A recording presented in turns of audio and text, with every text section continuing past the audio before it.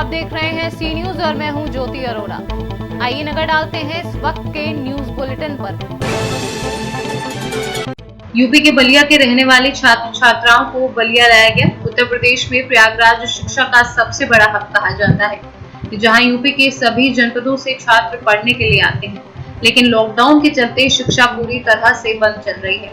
हॉस्टलों में रहने वाले छात्रों को अब दिक्कतों का सामना करना पड़ रहा था, जिसको लेकर यूपी सरकार ने हॉस्टलों में रहने वाले छात्रों को उनके गृह जनपद तक भेजने का एक बड़ा कदम उठाया है, जिसका नजारा बलिया जनपद में देखने को मिला, जहां बलिया जनपद के 8 बसों से आए ये छात्र छात्राएं जो अलग अलग जगह के हैं अपने घर को लौट रहे हैं। यूपी सरकार की पहल के बाद हरियाणा से यूपी के लिए इलाहाबाद से पढ़ने छात्र छात्रा रवाना हो गए हैं। क्या है आप? संचालक।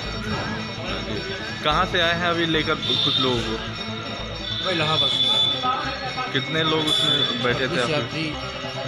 26 यात्री। ये कहाँ रखे गए थे ये लोग? ये लोग वही, और वहाँ मुझे पता चला है कि लोग पढ़ाई करते थे हॉस्टल वगैरह में रह, उन्हीं को लेके आना। 26 लोग कहाँ के रहने वाले हैं? अभी कहाँ से लेकर लोगों को आए हैं? इलाहाबाद। कितने लोग थे उसमें? 26 लोग।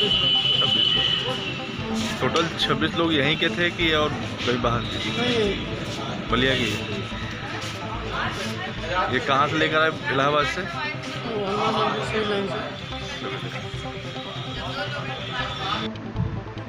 बलिया से सी न्यूज संवाददाता सागर गुप्ता के साथ मनोज यादव की रिपोर्ट। पूरे देश में कोरोना वायरस से फैली महामारी से हुए लॉकडाउन में सभी सेवाएं सील में भारी लापरवाही। एक प्रदेश से दूसरे प्रदेश में पैदल ही बेबाक अंदाज में बीच सड़कों से होते हुए बिना रोक टोक के मजदूरों का पलायन जारी है,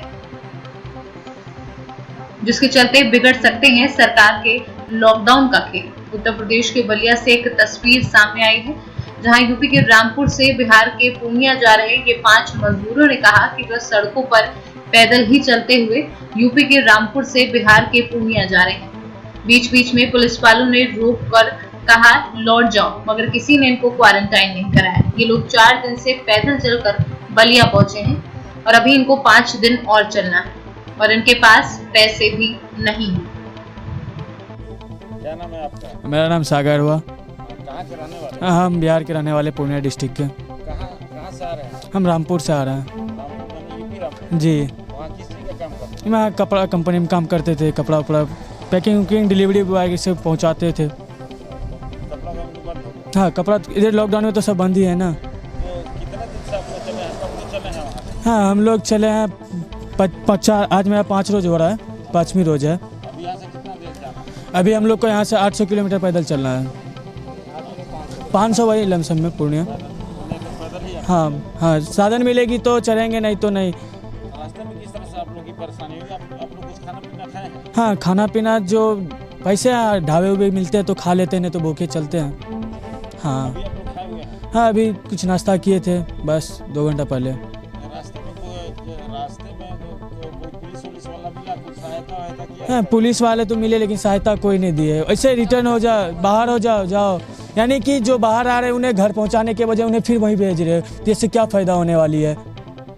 तो कम से कम जो कोरोना पॉजिटिव नहीं है उनको तो सही सलामत घर पहुंचाया दिया जाए। इससे ज़्यादा और क्या हेल्प कर सकती है सरकार हम लोग के? इतना तो हेल्प कर सकती है ना। और इधर तो और 2 सप्ताह फिर लॉकडाउन बढ़ रही है। इससे हम लोग क्या करते ना, खाने पीने की व्यवस्था, फ़ोन करते कंट्रोल रूम, खाना नहीं पहुँचती थी टाइम पे। नहीं, क्वारंटाइन नहीं हुए हम लोग।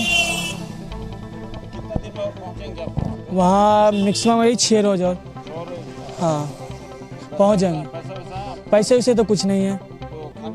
नहीं, घर से मंगाए थे भाई, उसी में काम चलाते हैं बस। नहीं, पुलिस वाले तो कोई मदद नहीं। यहाँ तक कि बोलते तुम जहाँ से वहीं फिर रिटर्न हो जाए। फिर फ़ायदा क्या हमें जाके इतना दूर पैदल चल के आए, बस और कुछ बचे है? यानी कि हेल्प करने के वजह फिर रिटर्न भेज रहे हैं। जब परेशानी होती है आदमी को तभी बाहर निकलते, बिना वो परेशानी के बाहर नहीं निकलते हैं। बलिया से सी न्यूज संवाददाता सागर गुप्ता के साथ मनोज यादव की रिपोर्ट। मेडिकल मोबाइल यूनिट पहुंचे कलेक्ट्रेट परिसर में हुई कर्मचारियों पत्रकारियों का भी हुआ थर्मल स्क्रीनिंग। केंद्र सरकार और राज्य सरकार के निर्देश पर जनपद में 4 सचल मोबाइल वैन संचालित हो रहे हैं ताकि सरकार की मंशा के अनुरूप ये सेवा दे सके। इसी क्रम में कलेक्ट्रेट परिसर स्थित कोरोना कंट्रोल रूम में कार्य कर रहे कर्मचारियों के साथ कलेक्ट्रेट कर्मियों पत्रकारों का भी थर्मल स्क्रीनिंग किया गया। इस दौरान सचल मोबाइल मेडिकल यूनिट वैन के डॉक्टर मनीष श्रीवास्तव ने थर्मल स्क्रीनिंग की और इस मोबाइल यूनिट के बारे में और क्या-क्या इससे जांच हो सकती है विस्तार से जानकारी दी।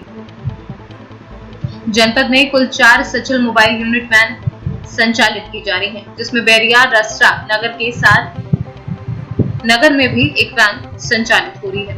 इस मोबाइल वैन के संचालन का खास मकसद है कि सीएचसी पीएचसी से दूर दराज के मरीजों को तुरंत इलाज मुहैया कराया जाए।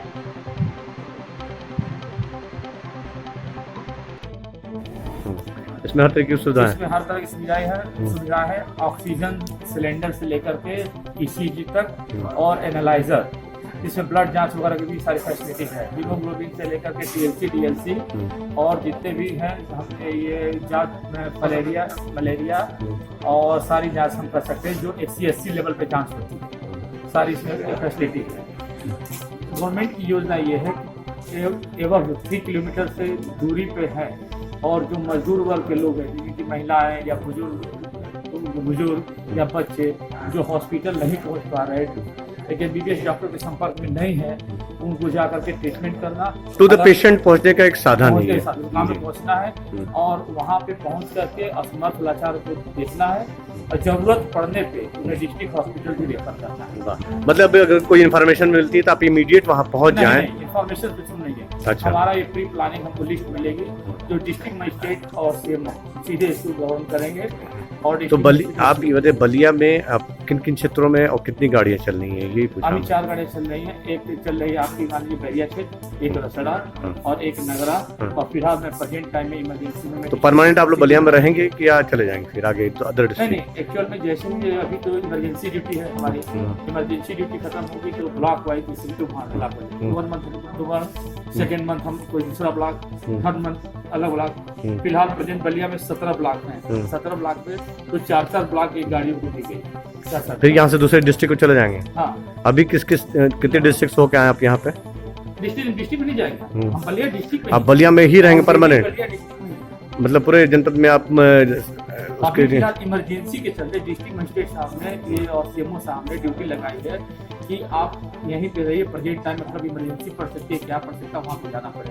तो जो क्वारंटाइन सेंटर है जितने क्वारंटाइन सेंटर कैसे भी सूचना आती है कि किसी को डायरिया है, किसी को फीवर है, किसी को कोई प्रॉब्लम। सर हमारी हम जो जानना चाह रहे हैं वो जानना चाह रहे हैं कि आप ये जो सचल आपकी चिकित्सा पद्धति जिस हिसाब से आप आए हैं यहाँ पे इस वैन को लेके कई डिस्ट्रिक्ट से होते हुए आए हैं यहाँ पे या सिर्फ स्पेशली बलिया के लिए आए हैं? नहीं, मैं 14-15 महीने हो गए, फरवरी से लेकर फरवरी 18 से अभी तक 15 महीने में बलिया में ही ऑलरेडी करा ड्यूटी। फिलहाल मैं सिटी में वर्क कर रहा हूँ इमरजेंसी के। ठीक। बलिया से सीनियर संवाददाता सागर गुप्ता के साथ मनोज यादव की रिपोर्ट। इस वक्त के न्यूज बुलेटिन में फिलहाल इतना ही। देश और दुनिया की तमाम बड़ी खबरों के लिए आप देखते रहिए सी न्यूज। हर खबर आपके साथ, आपके हाथ।